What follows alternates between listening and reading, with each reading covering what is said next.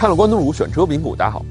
今天我们来聊一款最近关注度非常高的车型，新款的领克01。那相比较现款呢，它有两个最大的变化，第一个是换了新的动力总成，第二个呢是改为了领克2.0时代的内饰设计。我先来说。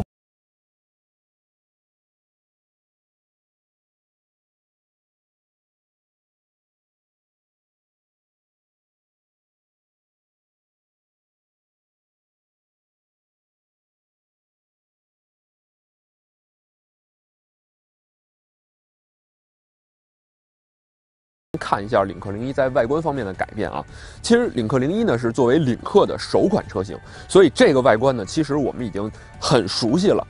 新款的01呢，它在外观上没有太大的这种变化，但是在细节之处呢做了一些优化，比如说它中网的设计，然后呢，还有就是我今天拿到的其实是一个暗夜版纯黑的一个车身颜色，它也是 2.0T 4驱的顶配车型。那这个车身颜色我认为是非常酷的，非常符合现在很喜欢这种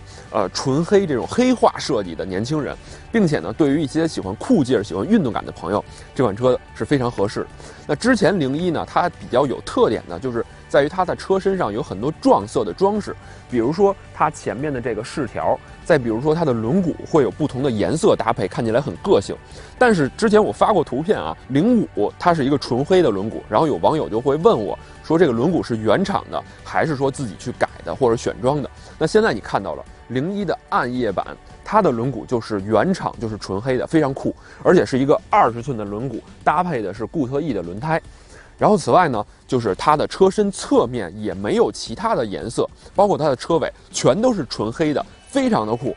然后包括它的车身尺寸2734毫米的一个轴距，这个轴距呢，其实在同级别中也算是最长的一个轴距了。那它带来什么好处呢？也就是车内会有很不错的一个车内空间表现。一会儿我们到车内去给大家做一个展示。此外呢，就是这个车呢，它是采用一个前后短悬的设计。其实这种设计啊，也是源自于沃尔沃的设计。这样做的好处是在你停车的时候，就一下能显现出它的优势了。停车起来很方便，并且在城市中去驾驶的时候呢，并线啊也不会给你任何的压力。OK， 然后另外就是它的尾部其实变化也不是很明显，依然是采用这种两边双出对称的排气，我认为也是很协调，并且很有动感，我个人很喜欢的一种设计。外观方面啊，我就说这么多，因为它的外观变化不是很明显，更大的变化还是在于它的内部的设计以及配置方面。我们现在到车内去看。新款01的车内啊，我第一感觉就是很熟悉，这个内饰设计太香了，因为跟我的05是一样的。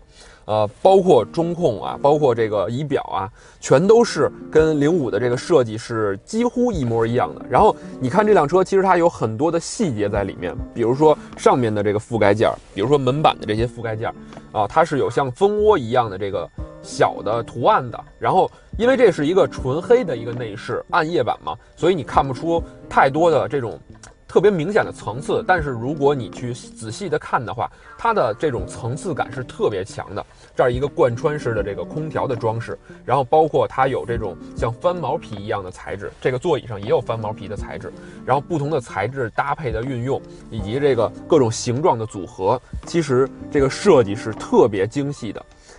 只不过是因为一个黑色啊，但是黑色我认为是很符合这个车的车型定位的，因为它很酷，很适合这个驾驶，开着也会让你觉得特别的运动。然后此外呢，就是这辆车它的科技感真的特别的强，一个12.3英寸的全液晶的仪表，然后还可以切换不同的主题，中间是一个12.7英寸的一个巨大的屏幕，这个和05上面的屏幕也是一样的，并且它搭载的是一个高通 820A 的一个处理器，这也是现在车规级处理器里面算是目前量产的最强的一个处理器了。它的反应速度以及流畅速度和清晰度呢，都比之前的01啊提高了太多了。整体反应速度完全已经是目前领先的一个水准了。然后包括它其他的配置，像它的这个倒车影像，它的清晰度、全景影像也是非常清晰的。然后再看后边的一个换挡杆，虽然这个呢和05的形状不太一样，但是也是这种很短小、很精致的一个换挡杆的设计。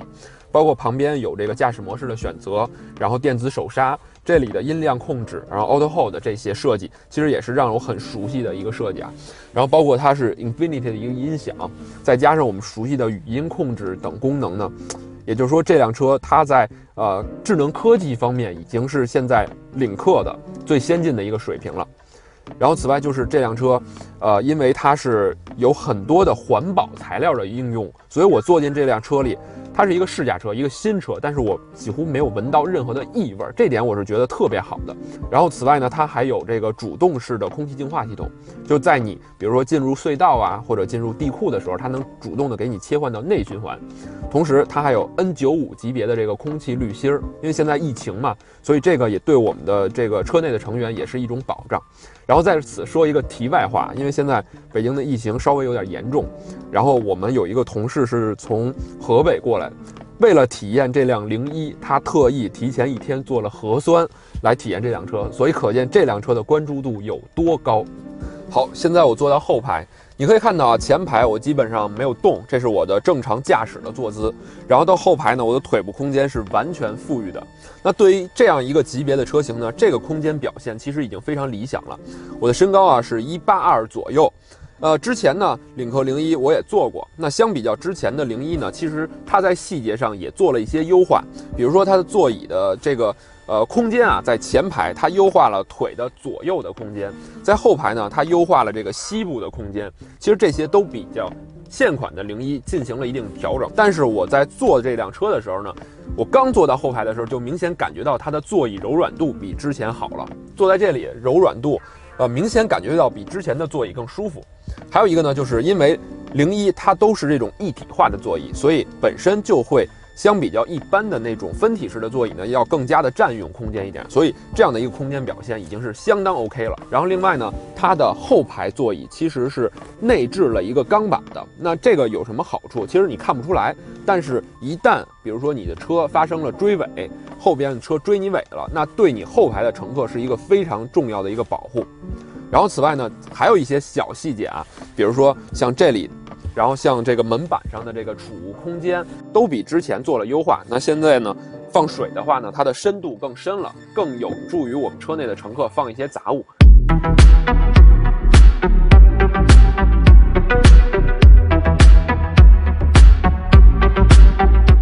好，我们现在把这辆新款的领克01开上来，来说一下它的驾驶感受啊。我发现现在网上有一个很奇怪的现象，就是当你去介绍一辆车动力组合的时候呢，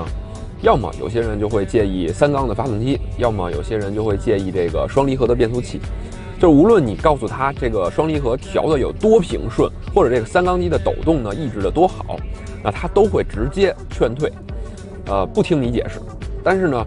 老的领克01就存在一个问题，就是因为它的动力组合呢，要么就是一个3缸配上一个6AT，要么就是一个2.0T 的4缸配上一个双离合，所以不管怎么选，都会有一些朋友会有一些介意。但是现在呢，新款的领克01换成了2.0T 的4缸配上一个8AT 的动力组合，而且这个发动机呢是和沃尔沃的 XC60同款的一个发动机，跟03加以及跟05都是相同的发动机，245匹的最大马力，以及350牛米的最大扭矩。那这个动力呢，基本上从硬件上你已经挑不出任何问题了。那我们就来看看它的软件调教怎么样。其实之前的领克01啊，然后包括新款的领克05，还有领克03，我都已经开过了。那从动力的表现上呢，现在的新的01，其实它的整体这套动力组合的表现是和另外2款车没有太大区别的。那调教上，这台8AT，因为我之前自己开那个05呢，我也跑过长途，然后日常驾驶我也开过。其实，总体的换挡平顺性啊，然后还有包括它的换挡逻辑啊，都是很理想的。如果真的非较真儿的话啊，这台8AT呢，我觉得从它的平顺性上还可以再优化一点，因为有的时候在低速在连续加速的过程中呢，你还是能感觉到它换挡的稍微有一点点明显的感觉。那如果能把这种平顺性上再做的优化的好一些呢，那这个动力组合真的是一个比较完美的一套动力了。另外呢，就是它的 2.0T 是分高低功2种的，我开的这辆呢是一个暗夜版4驱，那它是高功的，然后还有一个低功呢是 T4 的版本，是2驱车型上搭载的发动机。所以可能对动力没有那么高要求的朋友呢，选择这个 T4 的发动机，其实动力完全就已经够用了。这个动力组合呢，它是提供了我们不同的驾驶模式，我可以通过这里的一个驾驶模式选择的拨杆呢进行切换。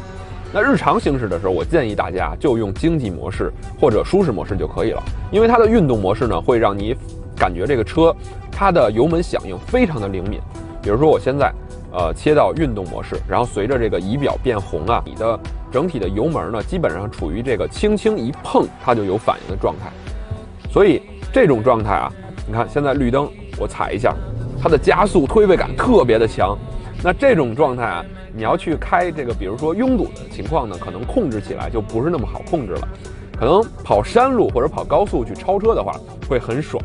所以日常啊，放到舒适或者经济模式，就是一个非常好的驾驶模式。然后另外呢，就是这辆车之前我在开领克01的时候呢，其实抱怨的2个点，一个是它的车机，另外一个呢就是它的悬架偏硬。那辆车呢，虽然操控非常棒，它的悬架支撑很好，但是当你去长时间驾驶的时候，比如说我之前开过01，跑了1天将近200公里的一个路程，那我会感觉稍微有一点累，因为它的悬架太硬了。当你去长途驾驶的时候呢，可能没有那么强的一个舒适性，它会把路面的很多你不想要的一些细节都传递给你。但是新款的领克01呢，无论是座椅还是它的悬架呢，都做了一定的改善，针对很多车主反馈的问题，针对中国的这个路况也做了优化。那现在这个01呢，我觉得开起来比老款的01要舒服多了。还有呢，就是整车的一个静音表现，其实也相对于老款的01有了一点点的提升。另外就是它的驾驶辅助功能，我们都知道领克的驾驶辅助其实一直是处于一个比较领先的状态啊。然后新的01呢，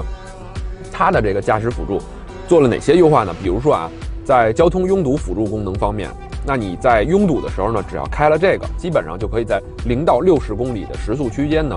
不用去控制油门和刹车，它就可以自动完成一个跟车的状态。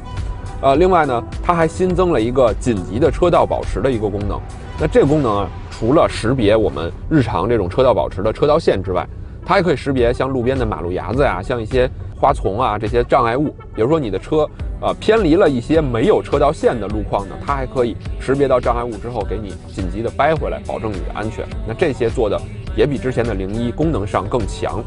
那此外啊，像这个车道保持，它会直接让你保持在这个车道的最中央。像它的跟车的加速、减速这些呢，也是一个比较平顺的一个跟车加速、减速，不会有那种特别突兀的。那这个整体的反应，它是会更加的平顺、更加的自然，像是我们自己在开一样。那整体这些呢，我觉得它是领克01的一个优势所在。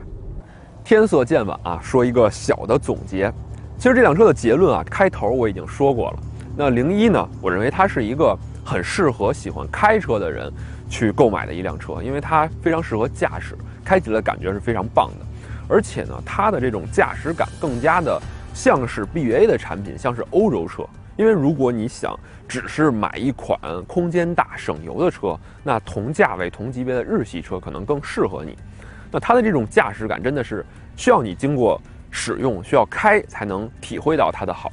另外呢，就是如果你真的去买一款 BBA 的产品，想要这样的配置的话呢，至少要到30万以上的顶配才能够享受到。但是01呢，你看它17万多，甚至我这辆顶配的车型也不过20万的一个区间，实际上它就已经能够带给你相同的驾驶感、相同的安全性，以及今天短短的1天的接触，我没有办法展现给你的，像包括它内饰非常漂亮的一个氛围灯的设计。我之前已经说过很多次，就是它是经过中期改款之后更加完善的产品。领克01呢，它是领克的第一款产品啊，现在已经拥有了18万用户了。所以经过这些用户的反馈呢，新款的01它已经改掉了过去的很多的从刚推出的时候的一些小的问题，现在已经趋于完善了。所以如果你对它感兴趣的话，不妨赶紧去试一试，因为这个级别、这个价位，01真的是我个人极力推荐的一款产品。